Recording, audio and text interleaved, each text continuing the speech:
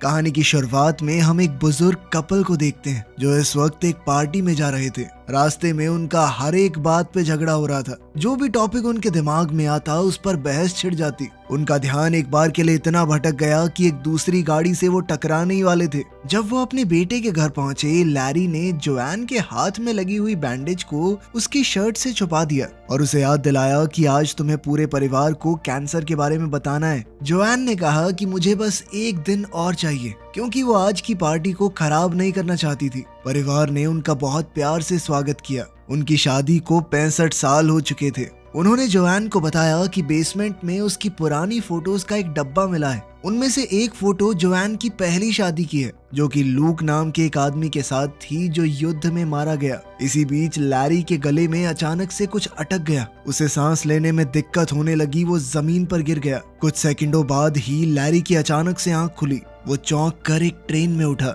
जब train station पर रुकी तो लैरी ने देखा कि बहुत सारे लोग हॉस्पिटल के कपड़े पहने हुए हैं। वो उनके पीछे चला और जल्दी ही जंक्शन में पहुंच गया। वहाँ लोग अजीबोगरीब बातें बोल रहे थे जो उसे समझ नहीं आ रही थी। लैरी ने रिसेप्शन पर खड़ी लड़की से कहा कि मुझे यहाँ पर किडनैप करके लाया गया है, लेकिन रिसेप्शनिस्ट ने कहा कि ऐसा कुछ नहीं हुआ है, आप यहाँ बैठकर अपने एसी का वेट कीजिए। कुछ घंटे बाद भीड़ कम हो गई और लैरी कुर्सियों पर ही सो गया था। तब एना आई और लैरी का नाम पुकारा। उसने बताया कि मैं तुम्हारी एसी हूँ, मतलब आफ्टर लाइफ कोऑर्डिनेटर। इसका मतलब साफ था कि लैरी मर चुका है और अब एना का काम है उसे सही जगह पर पहुंचाना। लैरी अभी भी इस बात को समझ नहीं पा रहा था कि वो मर चुका है। तभी एना ने लैरी को शीशा दिखाया। लैरी ये देखकर हैरान हो गया कि वो फिर से जवान हो गया है। एना ने बताया कि जब लोग जंक्शन पहुंचते हैं तो उनका शरीर वो वाला रूप ले लेता है जब वो अपनी जिंदगी में सबसे ज्यादा खुश थे। जब एना उसे बिल्डिंग दिखा रही थी तो लैरी बार बार बोलने लगा कि मुझे अपनी पत्नी के पास जाना है।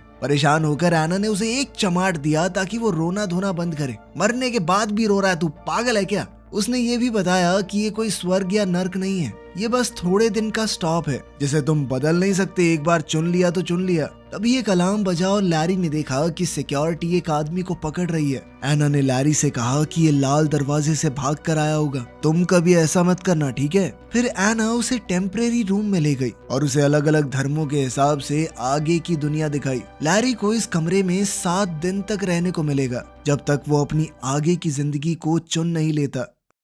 अलमारी में उसके मनपसंद कपड़े रखे हुए थे। कपड़े बदलने के बाद लैरी ने टीवी चलाया, लेकिन सारे टीवी चैनल्स पर यह दिख रहा था कि आप अपनी नई जिंदगी यहाँ शुरू करें, नहीं यहाँ शुरू करें। फिर वो जंक्शन घूमने गया। बहुत सारे स्टॉल देखे जो आगे की जिंदगी का सपना बेच रहे थे। आखिर में भूला भटका वो एक बार में पहुंचा। जैसे ही वो बैठा तो एक सुंदर औरत उसके पास आकर बैठ गई और फ्लर्ट करने लगी। वो दिखा रही थी कि तुम्हारी आगे की जिंदगी दिलचस्प भी हो सकती है। जिस पर लैरी ने कहा कि सॉरी दीदी, मैं शादीशुदा हूँ। बारटेंडर लूक ने लड़की को रोकते हुए कहा कि बार के अंदर एडवर्टाइजमेंट करना अलाउड नहीं है। जिसके बाद वो औरत चुपचाप चली गई। लैरी ने लूक से पूछा कि क्या तुम एक एंजल हो? पर लूक ने कहा कि वो भी उसकी तरह एक आत्मा है जो जंक्शन पर अभी नौकरी कर रही है। लैरी अभी भी थोड़ा कंफ्यूज था तो लूक ने उसे रूल बताए। एक बार अगर तुमने आगे की जिंदगी चुन ली तो उसे बदल नहीं सकते। दूसरी किसी जिंदगी में जाना भी अलाउड नहीं है। अगर कोई भी रूल तोड़ा, ज्यादा दिन यहाँ रुक गए या फिर अपनी जिंदगी बदलने की कोशिश की तो तुम्हें वॉइड में डाल दिया जाएगा। वॉइड एक ऐसी जगह है जहाँ पर सिर्फ अंधेरा होता है, हमेशा के लिए। उनके बीच अच्छी बातचीत हो गई तो लैरी ने लूक को बताया कि यार मेरी पत्नी को कैंसर है, मैंने वादा किया था कि उसका ख्याल रखूंगा। अब बुरा लग रहा है कि उससे पहले ही यहाँ पर आ गया। खैर 1-2 गटकाने के बाद लैरी अपने कमरे में जाकर सो गया। अगली सुबह एना ने बेड पर चढ़कर लैरी को उठाया। बेचारा लैरी चौंक कर उठा। खैर फिर वो एना से पूछने लगा कि लोग यहाँ पर नौकरी क्यों कर रहे हैं। एना ने कहा कि कुछ लोग ये मान ही नहीं पाते कि वो मर चुके हैं। कुछ अपने परिवार या जिनसे भी वो प्यार करते हैं उनका वेट कर रहे हैं कि वो भी एक बार मरने के बाद यहाँ आ जाएं तो फिर चले जाएंगे एक जगह पर। और सबसे ज्यादा बुरा तो उनके साथ हो रहा है जो चुन ही नहीं पाते। लैरी ने पूछा कि मेरी पत्नी का क्या हाल है? जोआन, वो भी जल्दी मरती होगी है ना? लेकिन एना ने कहा कि ये इन्फॉर्मेशन अभी नहीं मिल सकती। लैरी ने फैसला किया कि वो जोआन का इंतजार करेगा। एना ने कहा कि देखो 7 दिन का स्टे तो फ्री है, उसके बाद तुम्हें भी काम करना पड़ेगा अगर रुकना है यहाँ पे, और साथ ही बेसमेंट में शिफ्ट होना पड़ेगा। कुछ दिन निकल गए लेकिन जोआन का कोई अता पता नहीं चला। एना ने कहा कि तुम श्योर हो इसमें कई महीने भी लग सकते हैं, ऐसा भी तो हो सकता है उसका कैंसर ठीक हो गया हो। इसके बाद लैरी ने फैसला किया कि वो एक प्यारा सा घर बसाएगा जोआन की याद में, ताकि जब भी वो आए तो सब कुछ एकदम तैयार हो। उस रात लैरी ने अपनी पत्नी के लिए एक चिट्ठी लिखी। उसी वक्त कैंसर से जोआन मर गई और वो भी ट्रेन में उठी। अगली सुबह एना लैरी को उसकी नई जिंदगी की तरफ ले जा रही थी। लैरी ने एना को चिट्ठी देकर कहा कि जोआन को दे देना, लेकिन एना ने कहा कि ये रूल्स के खिलाफ है, अगर हो पाया तो कर दूंगी, पक्का नहीं कह सकती। लैरी अब स्टेशन की तरफ गया जबकि जोआन ट्रेन से उतर रही थी। एस्केलेटर पर लैरी ने अपनी पत्नी को देखा, लेकिन जोआन ने उस पर ध्यान नहीं दिया। बेचैन होकर बेचारा लैरी भी वापस हो लिया। वहाँ जोआन शीशे में अपना जवान चेहरा देख रही थी। दोनों मिले और प्यार से गले लगे। जोआन पहले ही समझ गई थी कि वो मर चुकी है। उसने लैरी को डांटना शुरू कर दिया कि इस तरह से कौन मरता है, बेवकूफ हो गया, ध्यान से नहीं खा सकते। तभी वहाँ रायन आया जो कि जोआन का आफ्टर लाइफ कोऑर्डिनेटर है। वो जोआन को लैरी से अलग करके उसके पहले पति लूक के पास ले गया, जो बेचारा 67 साल से उसका इंतजार कर रहा था। जोआन लूक को देखकर बहुत इमोशनल हो गई। तभी लैरी बीच में कूद पड़ा। अरे कुछ नहीं होता, लोग मर जाते हैं यार, नॉर्मल चीज है, चलो बेबी अपनी दुनिया में चलते हैं, नई मैंने चुनी आपके लिए। लेकिन जोआन को समझ नहीं आ रहा था कि ये हो क्या रहा है। जल्द ही उसे पता चला कि उसे दोनों में से एक पति चुनना पड़ेगा, जिसके साथ वो अपनी मनचाही जिंदगी बसा सकती है। तभी रायन सभी रूल्स समझाते हुए उसे कमरे में ले गया। कपड़े बदलने के बाद अब रायन जोआन को उसके ऑप्शन समझा रहा था। तभी लूक वहाँ पर आया। डर के मारे कि उसे दोनों में से एक को चुनना होगा, जोआन ने दरवाजा ही बंद कर दिया। रायन का तो कहना था कि लूक बहुत अच्छा है, वो 67 साल से तुम्हारा यहाँ पर इंतजार कर रहा है। उधर लैरी एना के सामने गुस्सा निकाल रहा था। एना ने बताया कि मेरा और जो रायन है ना, मतलब जोआन का एसी, हम पहले रिलेशनशिप में थे, हमारी लड़ाई हो रखी है ना, तो वो जान के भी तुम्हारे अगेंस्ट बोल रहा होगा। लेकिन लैरी कहने लगा कि मेरी और जोआन की शादी 65 साल की है, इतने साल तो वो लुक्खा लूक जिंदा भी नहीं रह पाया, हमारे साथ बच्चे हुए पूरी जिंदगी बिताई है हमने। उधर जोआन और लूक जंक्शन में वॉक पर गए। वो दोनों थोड़ा अजीब सा महसूस कर रहे थे। अचानक 2 गार्ड्स एक आदमी को पकड़ने के लिए भागे, जो अपनी चुनी हुई जिंदगी से भाग रहा था। एक गार्ड ने लूक को हाय कहा और तुरंत जोआन को पहचान लिया, ये कहकर कि आखिरकार आप पहुंच ही गई यहाँ पर। ये सुनकर जोआन को बहुत अच्छा लगा, क्योंकि इसका मतलब साफ था कि लूक उसके बारे में बात करता है। गार्ड्स के जाने के बाद लूक ने जोआन को रूल समझाए और साथ ही अपने प्यार का इजहार कर दिया। उसने कहा कि मैं हर दिन तुम्हारे बारे में सोचता था। वो प्यारी बातें बोलता रहा और उसे किस करने की कोशिश की, लेकिन जोआन पीछे हट गई क्योंकि उसे अजीब लग रहा था। उसने कहा कि मुझे सोचने के लिए थोड़ा वक्त चाहिए और फिर जल्दी से वहां से भाग गई। कुछ ही मिनटों बाद लैरी जोआन के कमरे में घुस गया, बहुत सारे आगे की जिंदगी के ऑप्शन लेकर। जोआन घबरा गई और लैरी पर चिल्लाने लगी। उसने उसे भी वही जवाब दिया कि मुझे अभी थोड़ा वक्त चाहिए सोचने के लिए। वो कहने लगी कि पिछले कुछ दिन मेरे बहुत भारी थे, तुम्हारी मौत के बाद पता है मेरी बेस्ट फ्रेंड की भी मौत हो गई। इस बात से लैरी थोड़ा खुश हुआ, क्योंकि वो वैसे भी उसे खास पसंद नहीं थी। लैरी को याद आया कि स्क्वाट करने से जोआन हमेशा शांत हो जाती थी। बुजुर्ग होने के बाद से जोआन स्क्वाट नहीं कर पा रही थी, इसीलिए अब जवान होकर दोबारा से शरीर में ताकत महसूस करके उसे बहुत अच्छा लगा। उधर लैरी फिर से कुछ खा रहा था और उसका गले में दोबारा से खाना अटक गया। इस बात से जोआन अचानक घबरा गई, लेकिन लैरी हंसने लगा कि मर तो चुका हूँ, मजाक कर रहा था मैं बस। इसके बाद लैरी आराम से बेड पे लेट के रिलैक्स करने लगा, लेकिन जोआन ने उसे लात मार के बाहर निकाल दिया, जिसके बाद उस बेचारे को अपने बेसमेंट वाले कमरे में जाना पड़ा। लेकिन वापस जाते हुए लैरी ने एक बोर्ड देखा,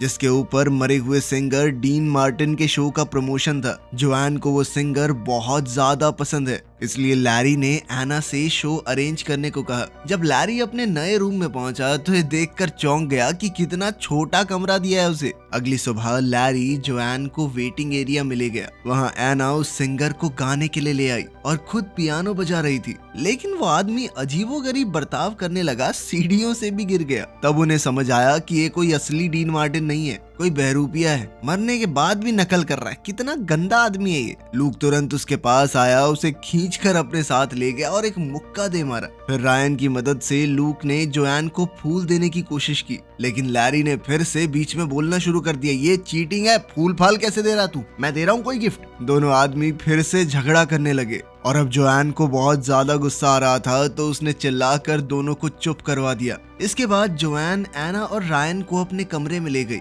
और उन दोनों पर काफी देर तक अपना गुस्सा निकाला। फिर उसने चिढ़कर कहा कि कोई तो रास्ता निकालो, ऐसे कैसे फैसला लूं मैं। कोऑर्डिनेटर्स ने रूल तोड़ने के लिए एक लंबी फोन कॉल की। कुछ देर बाद जोआन अपने दोनों पतियों को रूम में ले आई। कोऑर्डिनेटर्स ने बताया कि तुम्हारा केस थोड़ा सा खास है, इस वजह से हमें एक स्पेशल वीजा मिला है। जोआन को 2 बार चुनने की इजाजत मिलेगी। एक बार के लिए वो लैरी के साथ अपनी जिंदगी जाकर देख सकती है और एक बार लूक के साथ। उसके बाद उसे फैसला करना ही होगा। दोनों लड़के फिर से झगड़ा करने लगे कि पहले कौन जाएगा और उनके बीच में हाथापाई होने लगी। इसलिए जोआन फिर से चिल्ला पड़ी। उसने कहा कि पहले कौन जाएगा ये हम टॉस करके पता लगाएंगे। फिर से बहस शुरू हो गई। इस बार रायन ने दोनों को रोका। लैरी ने सिक्का उछाला और लूक जीत गया। ट्रेन राइड के दौरान लूक और जोआन पुराने दिन याद करते रहे। जल्द ही वो एक खूबसूरत पहाड़ पर पहुंचे, जहां साफ आसमान और हरा भरा जंगल है। घूमते हुए दोनों ने बहुत मजे किए, एक दूसरे का हाथ थामकर।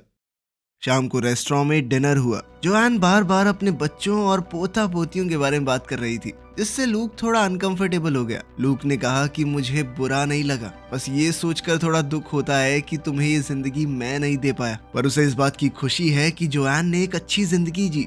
जोआन ने कहा कि मैंने कुछ वक्त तक तुम्हारा इंतजार किया था, पर फिर क्या करती, तुम चले गए थे। मरने के बाद कोई लौट कर थोड़ी आता है। फिर लूक जोआन को एक जगह पर ले गया जिसे आर्काइव्स कहते हैं। ये यहाँ पर हर चुनी हुई जिंदगी में होती है, जहाँ आत्माएं अपनी जिंदगी की यादें दोबारा देख सकती हैं। दोनों ने अपने रिश्ते के सारे जरूरी पल देखे। वो पहली मुलाकात, पहली बार एक दूसरे को चूमना, शादी का दिन और जंग पर जाने से पहले का वो आखिरी वादा। जोआन ने आखिरकार फिर से लूक को चूम लिया। उसने बताया कि मैं टूट गई थी तुम्हारे मरने के बाद। यादें आगे चलती रही और लूक ने देखा कि कैसे लैरी ने जोआन को प्रपोज किया। ये देखकर लूक गुस्से में बिल्डिंग से बाहर निकल गया। उसने कहा कि लैरी ने एक दुखी औरत की फीलिंग्स का फायदा उठाया है, मौका देखकर चौका मारा है उसने। जोआन ने समझाने की कोशिश की कि ऐसा कुछ नहीं है, लेकिन लूक ने नहीं सुना। इसी बीच लैरी भड़क रहा था, क्योंकि लूक सबको बताता था कि मैं जंग में मारा गया लड़ते हुए दुश्मन से। अब इस तरह वो खुद को हीरो दिखाएगा तो कोई कैसे लड़े।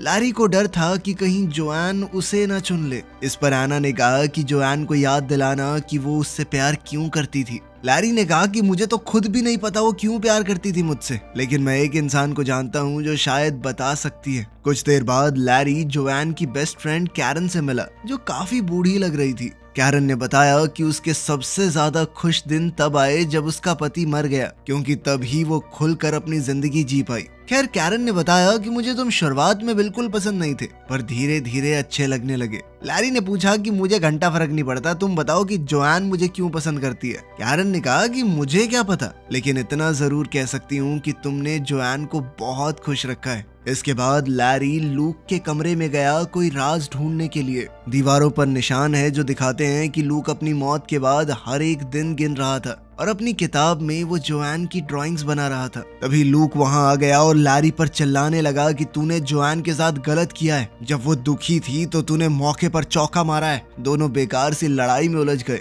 इसी धक्का मुक्की में लैरी का लेटर उसकी जेब से गिर गया। अब लूक कहने लगा कि जहां पर तुमने प्रपोज किया उस जगह को मैं और जोआन अपनी खास जगह मानते थे, तो सीधी सी बात है जोआन वहां पर मेरे जाने के बाद अकेला महसूस करेगी। तूने उसी चीज का फायदा उठा के पटा लिया उसे। अगले दिन लैरी जोआन को एक दूसरी जिंदगी दिखाने बीच पर ले गया। वो जिंदगी काफी पॉपुलर थी, तो बहुत सारे लोग थे वहां पर। वो दोनों बातें करने लगे और एक दूसरे को चूमने ही वाले थे कि तभी एक लड़के ने बॉल से लैरी को मार दिया और फिर मूड खराब करने के लिए कहने लगा, तुम्हें पता है मैं कैसे मरा। खैर, बाद में दोनों समुद्र में अपनी बोट लेकर गए। लैरी ने जोआन से माफी मांगी कि तुम्हारी मौत के वक्त में साथ नहीं था। साथ ही वो इस तरह की बातें मारने लगा कि हमारे बच्चे हमें साथ देखते तो कितने खुश होते। इस पर जोआन कहने लगी कि तुम मेरा दिमाग बदलने की कोशिश कर रहा है ना, चालाक कहीं के। बच्चों की बात किसको बता रहा है? और उनके बीच में फिर से झगड़ा हो गया। अब जोआन कहने लगी कि तुम समझ नहीं पा रहे मेरी सिचुएशन। मैंने अलग अलग वक्त पर तुम दोनों से ही प्यार किया है, तुम दोनों के साथ सारी जिंदगी रहने की कसमें खाई हैं। इस पर लैरी कहने लगा कि अगर मैं लूक की जगह होता तो मैं भी तुम्हारा इंतजार करता।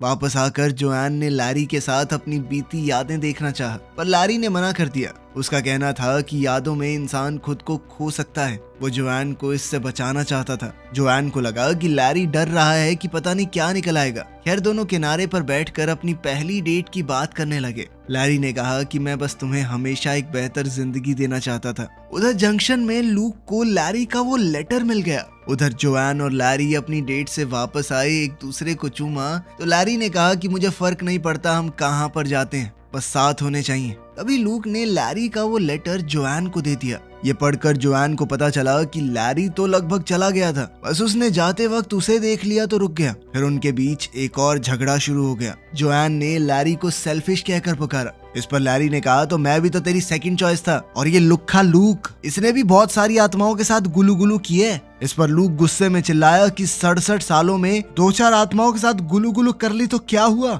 इंतजार तो मैं जोआन का ही कर रहा था ना, आखिर आत्मा की भी कोई नीड्स होती हैं। अब दोनों कहने लगे कि एक बार चुन लो, बस हमें नहीं पता। लेकिन अभी जोआन को और वक्त चाहिए था, इसलिए कोऑर्डिनेटर्स दोनों आत्माओं को वहां से ले गए। कैरन थोड़ी देर बाद जोआन के पास एक ड्रिंक लेकर आई और तब जोआन फूट फूट कर रोने लगी। कैरन ने उसे संभाला और उसका ध्यान भटकाने के लिए अलग अलग फन बूथ्स पर लेकर गई।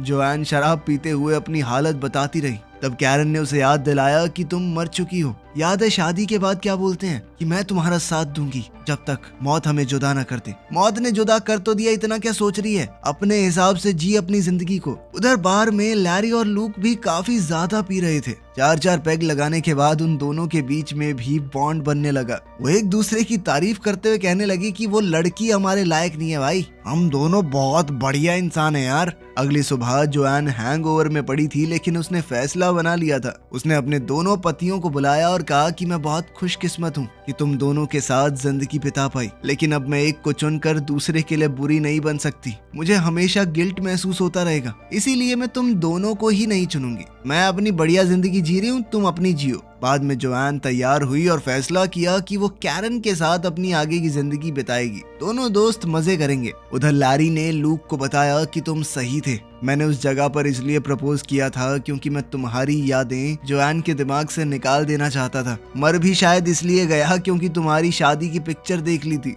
इस पर लूक ने भी जवाब दिया कि तूने जोआन के साथ जो जिंदगी जी है उससे मुझे भी बहुत जलन होती है। फिर लैरी को याद आया कि उन सब का शरीर वैसा दिखता है जैसे वो अपनी जिंदगी के सबसे खूबसूरत पलों में दिखते थे। लूक बिल्कुल वैसा दिखता है जब जोआन उससे शादी करने को मान गई थी। लैरी वैसा दिखता है जब जोआन उसके दूसरे बच्चे के साथ प्रेग्नेंट थी। ये सोचकर लैरी को अचानक से कुछ समझ आया। वो भागकर जोआन के पास गया। स्टेशन पर लैरी ने जोआन को ट्रेन में ढूंढ लिया और उससे कहा कि एक आखिरी बार बात करने के लिए नीचे आ जाओ। उसने कहा कि तुम्हारे बाल लंबे हैं, हमारी शादी के दौरान तुम्हारे बाल छोटे थे। इसका मतलब ये है कि तुम लूक के साथ जब थी तो वो तुम्हारी जिंदगी के सबसे खूबसूरत पल थे। तुम उसे चुनो ना, हमेशा खुश रहो। पहले तो जोआन ने मना किया, लेकिन लैरी ने कहा कि यही सही है। दोनों रोते हुए एक दूसरे से आखिरी बार गले लगे। कुछ समय बाद लूक और जोआन अपनी आगे की जिंदगी के लिए ट्रेन में जा रहे थे। लैरी जंक्शन में घूम रहा था क्योंकि वो नहीं जानता उसे कहाँ जाना है। तब उसने देखा कि एना और रायन वापस साथ आ गए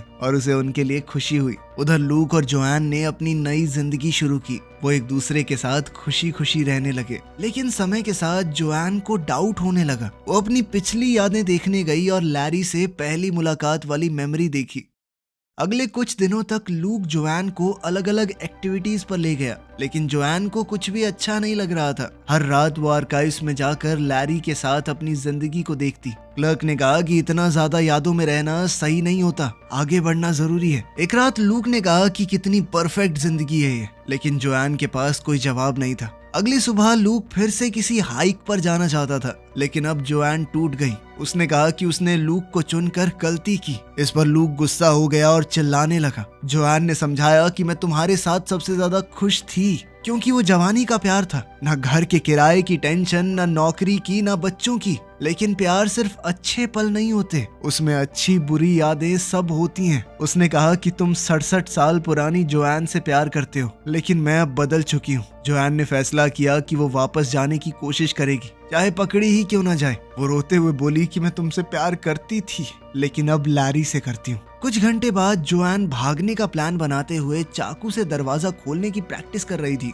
तब लूक वापस आया और कहा कि मैं तुम्हारी मदद करूंगा। दोनों आर्काइव्स में गए, वहीं पर वो लाल दरवाजा था। अब लूक क्लर्क के सामने दुखी होने का नाटक करने लगा। भाई मेरी जिंदगी बर्बाद हो गई यार, मैं बहुत परेशान हूँ। जैसे ही गार्ड का ध्यान भटका, जोआन चुपके से अंदर चली गई। लूक भी नॉर्मल क्लाइंट बन के अंदर चला गया। दोनों ने अपनी शादी की यादें देखी और एक आखिरी बार अलविदा कहा। जोआन अपनी मेमोरीज के पीछे जाकर लाल दरवाजे में घुस गई, जो उसे अपने बचपन की यादों के कॉरिडोर में ले गया। अलार्म बजने लगा और गार्ड्स आ गए। जोआन जल्दी से भागकर लूक की मौत वाली मेमोरी के दरवाजे में घुस गई। वॉशिंग मशीन के दरवाजे ने उसे लैरी के साथ झगड़े वाली मेमोरी में गिरा दिया। गार्ड्स पास आ रहे थे। जोआन ने दरवाजे को कुर्सी से ब्लॉक कर दिया और जल्दी से ऊपर भागी, जहां उसे अपना पुराना वर्जन दिखाई दिया। बूढ़ी जोआन ने मरते हुए भी लैरी का नाम लिया, जबकि हमारी जवान जोआन बेड के नीचे छुपने की कोशिश करने लगी। गार्ड्स उसके पीछे थे, लेकिन जोआन अब रेंगती हुई ट्रेन ट्रैक्स पर पहुंच गई।